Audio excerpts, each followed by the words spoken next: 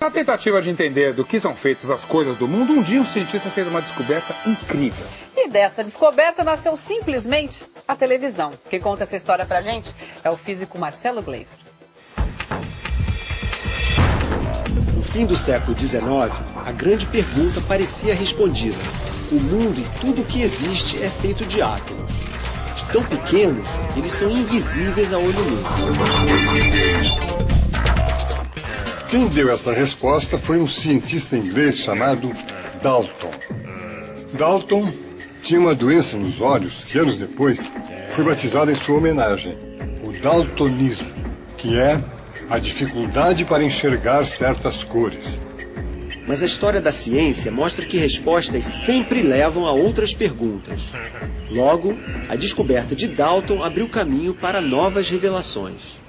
Em 1897, outro cientista inglês fez uma experiência que demonstrou: tudo o que existe no mundo é mesmo feito de átomos, mas esses átomos não são indivisíveis.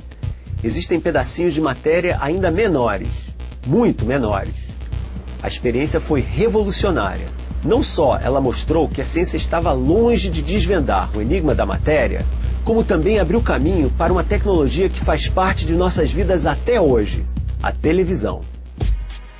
O cientista se chamava J.J. Thomson, nascido e formado na mesma cidade onde Dalton viveu, Manchester, no norte da Inglaterra.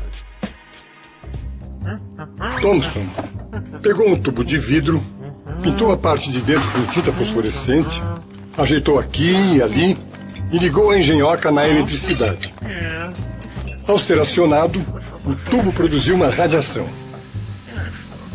Um feixe que corria de um lado ao outro do tubo, produzindo uma luz brilhante ao se chocar com o vidro.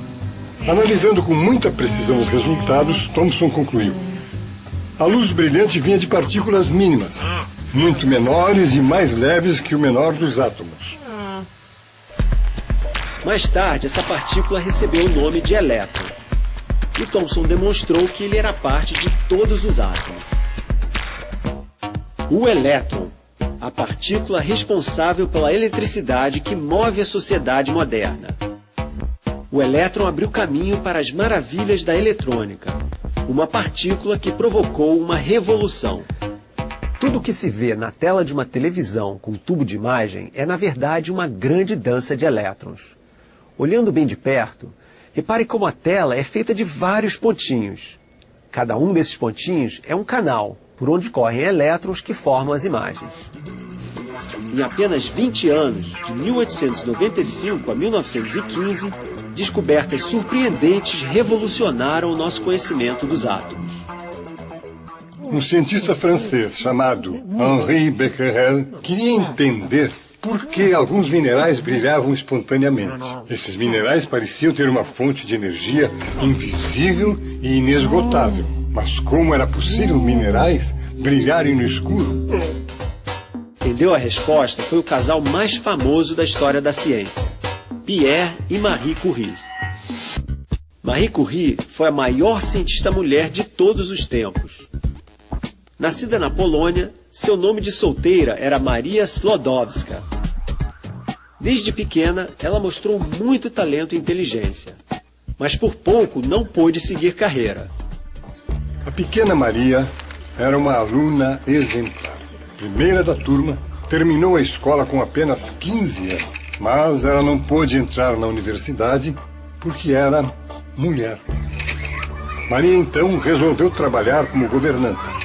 Começou a guardar dinheiro. Quando conseguiu o suficiente, comprou uma passagem e se mandou de Varsóvia para Paris. Foi estudar. A capital francesa já era conhecida na época como Cidade-Luz, graças ao brilho das ideias de seus pensadores. Maria estava em casa. Ela se matriculou na mais famosa das universidades parisienses, a Sorbonne, e estudou física, química e matemática. Foi uma aluna brilhante, a primeira da turma. Lá, ela conheceu um professor, Pierre Curie, com quem se casou. Foi assim que Maria Sklodowska virou Marie Curie. Marie Curie foi aluna de Becquerel. aquele cientista que estava intrigado com os minerais que brilham no escuro. Primeira mulher a receber o título de doutora na França, ela pôs mãos à obra junto com o marido para desvendar esse mistério. Foi nesse pequeno laboratório que Marie Curie e seu marido Pierre começaram a entrar para a história da ciência. Aqui, eles descobriram por que alguns minerais brilham no escuro. Era porque continham elementos que emitiam uma espécie de radiação chamada por eles de radioatividade. Um desses elementos era tão radioativo que recebeu o nome de rádio. O outro foi batizado de polônio, em homenagem à terra natal de Marie Curie. Pelas descobertas, o casal Curie dividiu o Prêmio Nobel de Física com Henri Becquerel. A parceria deles foi muito bem sucedida, mas durou pouco. Em 1906, Pierre foi atropelado por uma carruagem nesta ponte em Paris. Marie seguiu seu caminho e continuou produzindo intensamente. Poucos cientistas na história foram tão brilhantes quanto Madame Curie. Não só ela foi a primeira mulher a ganhar o Prêmio Nobel, como também é, até hoje, a única pessoa a ter sido premiada em duas ciências diferentes, física e química. Mas, sem saber, ela acabou pagando um preço muito alto pelas descobertas que fez. Ninguém sabia disso na época, mas a radiação faz muito mal para a saúde. Nem sempre ela é visível. Em 1934, Marie Curie morreu de câncer, provocado pela exposição aos materiais que tanto estudou.